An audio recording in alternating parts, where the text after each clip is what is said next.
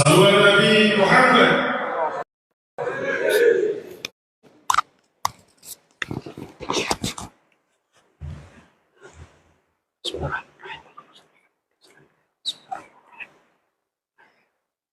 Assalamualaikum warahmatullahi wabarakatuh.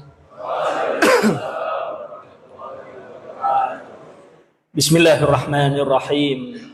Alhamdulillahi rabbil alamin. Wabihi nasta'in ala murdun waddin. Wa sallallahu wa sallam ala sayyidina Muhammadin khataman nabiyyin wa ala alihi wa sahbihi ajma'in. Wala hawla wala quwwata illa billahil aliyyil azim.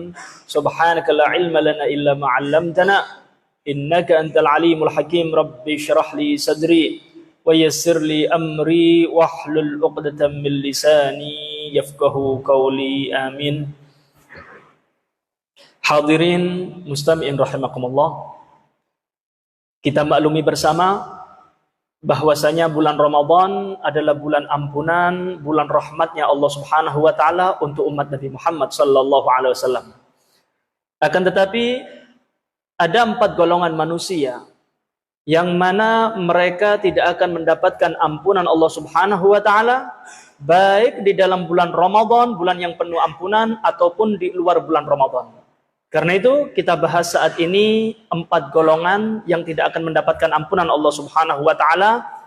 Harapan kita mudah-mudahan kita bukan termasuk salah satu daripada golongan tersebut. Yang pertama, para ulama mengatakan arba'atun mahrumuna minal maghfirah fi Ramadan wa ghairihi. Ada 4 golongan manusia yang mana dia tidak akan mendapatkan ampunan Allah Subhanahu wa taala walaupun hidup di dalam bulan Ramadan, walaupun ahli ibadah di dalam bulan Ramadan, tidak akan mendapatkan ampunan Allah Subhanahu wa taala. Yang pertama, al-aqli walidayh, anak yang durhaka kepada orang tua. Yang kedua, qati'ur rahim, manusia yang berani memutus tali silaturahmi. Yang ketiga, yaitu syaribul khamar, orang yang sudah menjadi pecandu minum minuman keras atau narkoba. Dan yang keempat yaitu al-musyahin, orang yang menjadi pecandu atau pendendam.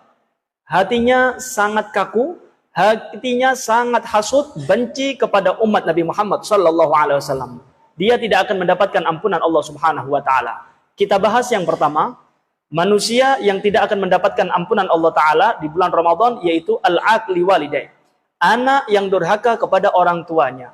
Bagaimana mungkin dia akan mendapatkan ampunan Allah Subhanahu wa taala sedangkan ridhonya Allah tergantung ridhonya orang tua, murkanya Allah tergantung murkanya orang tua. Karena itu kalau kita masih ditakdir oleh Allah Subhanahu wa taala, orang tua kita masih hidup, mari kita minta maaf kepada orang tua agar kita mendapatkan ampunan Allah Subhanahu wa taala. Coba Anda renungkan bagaimana tingginya derajat orang tua kita di sisi Allah Subhanahu wa taala, yaitu firman Allah Subhanahu wa taala, wa qadha rabbuka alla ta'budu illa iyyahu wa bil walidaini ihsana. Tuhan kamu telah menentukan jangan menyembah kecuali kepada Allah, dan Tuhan kamu telah menentukan hendaknya anak berbuat baik kepada kedua orang tua. Bagaimana tingginya derajat orang tua kita sampai-sampai Allah menyandingkan antara mengesahkan Allah Subhanahu wa taala dan berbuat baik kepada kedua orang tua. Karena itu ridhonya Allah tergantung ridhonya orang tua, murkanya Allah tergantung murkanya orang tua.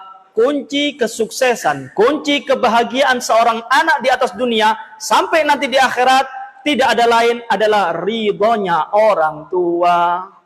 Ridhonya orang tua.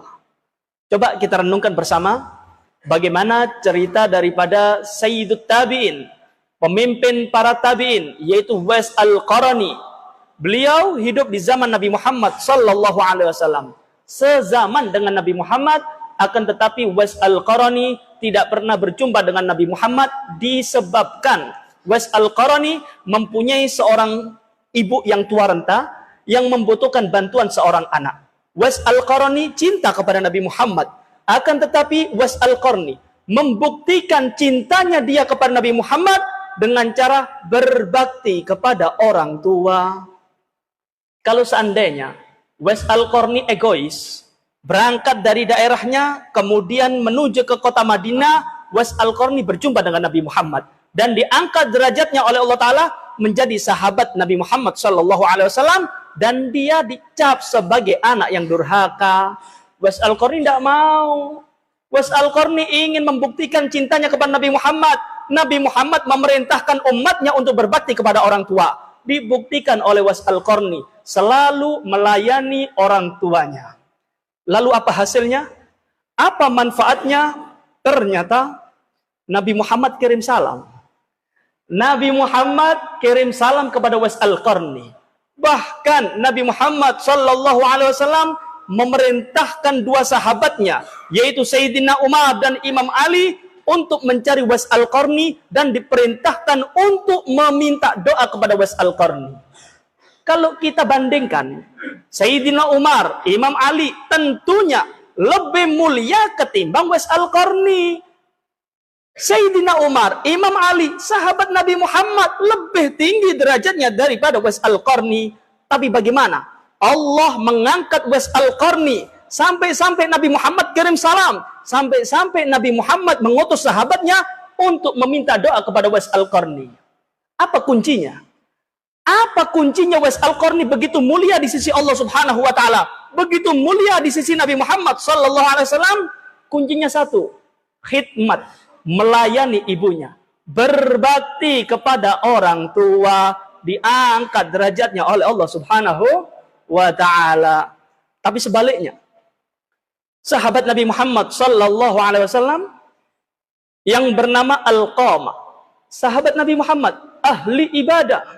Tahukah Anda, ketika menjelang ajal, sakaratul maut, sulit mengucapkan la ilaha illallah. Sulit mengucapkan la ilaha illallah. Akhirnya ditalkin oleh para sahabat, Alqamah, ucapkan Alqamah, la ilaha illallah. Seakan-akan mulut daripada Alqamah dikunci oleh Allah Ta'ala, tidak bisa mengucapkan la ilaha illallah. Para sahabat kebingungan, kok bisa ahli ibadah, sahabat Nabi Muhammad tidak bisa mengucapkan la ilaha illallah? Lapor kepada Nabi Muhammad, wahai Rasul, sahabatmu Alqamah saat ini sakaratul maut, sulit mengucapkan la ilaha illallah. Maka Nabi Muhammad mengatakan, apakah Alqamah masih mempunyai orang tua? Maka istrinya mengatakan, tinggal satu wahai Rasul, tinggal satu, ibunya tua renta, saat ini hidup sendirian wahai Rasul. Maka Nabi Muhammad mengatakan, aku titip salam kepada orang tuanya, kirim salam kepada dia. Aku datang ke rumah dia, atau ibunya Alqamah datang ke rumahku. Berangkat sahabat Nabi Muhammad mencari ibu daripada Alqamah, ketemu di pinggiran daripada kota Madinah. Engkau benar ibunya Alqamah? Benar, aku ibunya Alqamah. Nabi Muhammad kirim salam. Nabi Muhammad datang ke rumahmu, atau engkau datang ke rumahnya Nabi Muhammad? Maka ibu tersebut mengatakan, tidak mungkin. Aku memerintahkan junjunganku, aku memerintahkan nabiku kekasih Allah untuk datang ke rumahku. Tidak mungkin. Biarkan aku yang datang ke rumah Nabi Muhammad sallallahu alaihi wasallam. Tua renta mendatangi Nabi Muhammad sallallahu alaihi wasallam. Ketika telah bertemu dengan Nabi Muhammad, langsung Nabi Muhammad bertanya kepada ibu Alqamah, wahai ibu, apakah Alqamah telah menyakiti hati kamu?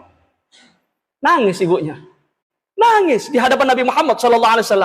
Sambil mengatakan, wahai Rasul, memang benar Alqamah sahabatmu. Memang benar Alqamah ahli ibadah. Tapi aku tidak ridho kepada Alqamah, wahai Rasul. Alqamah telah menyakiti hatiku, wahai Rasul. Setelah dia menikah dengan perempuan cantik, dia menomorduakan ibunya. Aku tidak terima, wahai Rasul. Aku dinomorduakan oleh anakku. Aku tidak ridho, wahai Rasul. Dia tidak perhatian lagi kepada aku, wahai Rasul. Menomorduakan ibunya. Apa kata Nabi Muhammad? Nabi Muhammad ingin memancing sayangnya orang tua. Akhirnya Nabi Muhammad punya inisiatif. Sahabat-sahabat, kita sudah mendengar ya, bahwasanya Alqamah tidak mendapatkan ridhonya orang tua. Mari kita kumpulkan kayu bakar, kita bakar hidup-hidup itu Alqamah. Maka ibu itu mengatakan kepada Nabi Muhammad, wahai Rasul, walaupun Alqamah menyakiti hatiku, walaupun Alqamah tidak perhatian lagi kepadaku, tapi dia tetap anakku, wahai Rasul.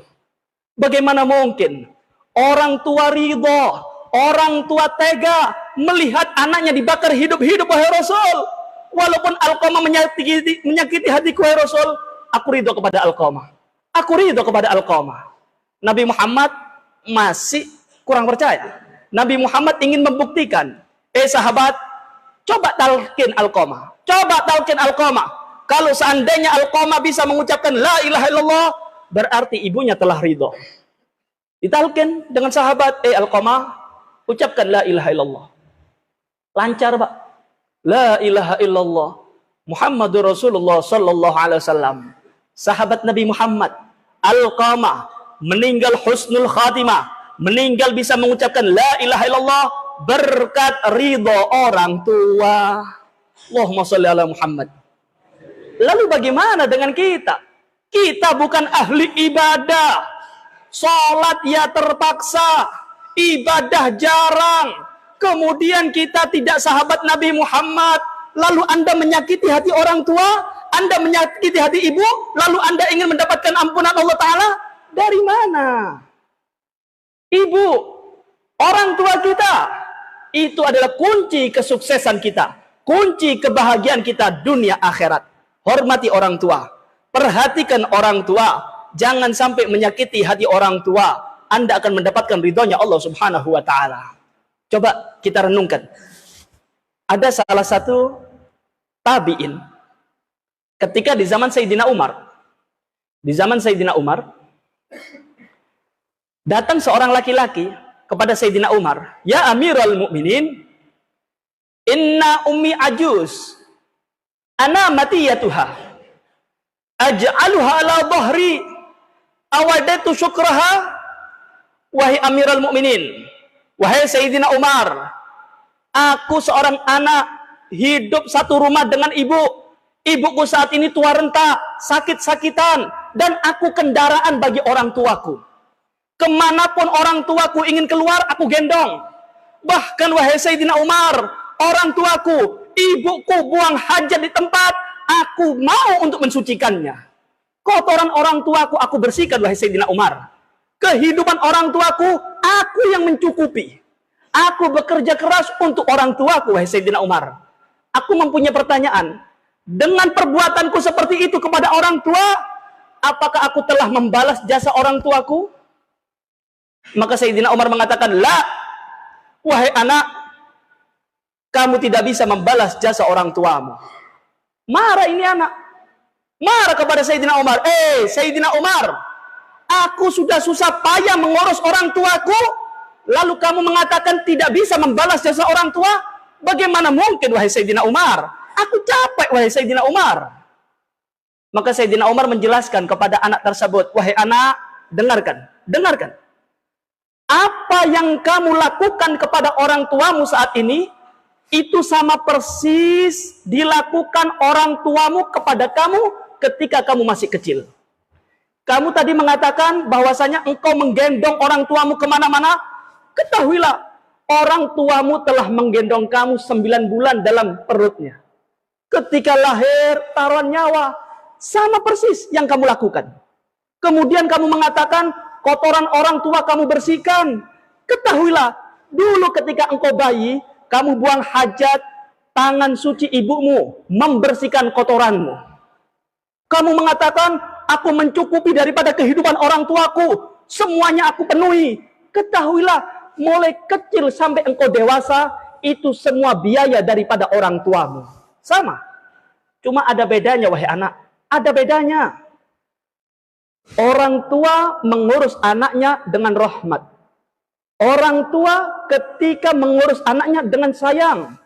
Ketika anaknya sakit, orang tuanya mendoakan, ya Allah, panjangkan umur anakku, ya Allah. Ya Allah, sehatkan anakku, ya Allah. Itu yang dilakukan orang tua kepada anak. Tapi berbeda ketika seorang anak diuji oleh Allah Subhanahu wa Ta'ala, berbentuk orang tua yang tua renta, yang sakit-sakitan. Berapa banyak umat Nabi Muhammad yang tidak sabar? Banyak umat Nabi Muhammad yang diuji oleh Allah Ta'ala, yaitu berbentuk orang tua yang sakit-sakitan. Mereka berdoa, ya Allah, Aku capek mengurus orang tua, ya Allah. Kapan orang tua aku meninggal dunia? Capek aku, ya Allah. Itulah perbedaan orang tua mengurus anak dan orang anak mengurus orang tua. Orang tua mengurus anak dengan rahmat. Anak mengurus orang tua dengan terpaksa. Karena itu tidak mungkin kita bisa membalas jasa orang tua. Lalu bagaimana? Kalau kita sudah tidak bisa membalas jasa orang tua, apa yang kita lakukan? Diajarkan oleh Allah Subhanahu wa taala selalu mendoakan orang tua. Rabbighfirli wa liwalidayya warhamhuma kama rabbayani shaghira. Ya Allah, ampuni kedua orang tuaku, ya Allah. Mungkin ketika dia menghidupi aku di masa kecil, ya Allah, mereka berani melakukan yang Engkau haramkan demi kesehatanku, ya Allah. Mungkin orang tuaku mencari rezeki, mencari nafkah untuk membesarkan aku nyerempet-nyerempet yang haram. Ampuni orang tuaku, ya Allah. Ya Allah, rahmati kedua orang tuaku, ya Allah, sebagaimana orang tuaku rahmat kepada aku ketika aku masih kecil. Ini yang bisa kita lakukan untuk orang tua kita. Memohon ampun kepada Allah untuk orang tua dan memohon rahmatnya Allah Ta'ala untuk orang tua kita. Karena itu kita berharap mudah-mudahan kita semua dicatat oleh Allah Subhanahu wa Ta'ala menjadi anak yang berbakti kepada orang tua. Orang tua kita ridho kepada kita, orang tua kita sayang kepada kita, dan kita berharap mudah-mudahan orang tua kita yang masih hidup dipanjangkan umurnya oleh Allah Subhanahu wa Ta'ala dalam keadaan sehat walafiat. Orang tua kita yang sudah meninggal mudah-mudahan diampuni dosanya oleh Allah Ta'ala, diangkat derajatnya oleh Allah Subhanahu wa Ta'ala, dan insya Allah kelak di akhirat kita dikumpulkan oleh Allah Subhanahu wa Ta'ala bersama orang tua kita di surganya Allah Subhanahu wa Ta'ala.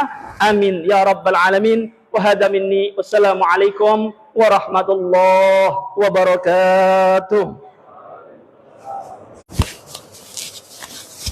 الصلاة الجامعة الصلاة الجامعة الصلاة الجامعة الصلاة الجامعة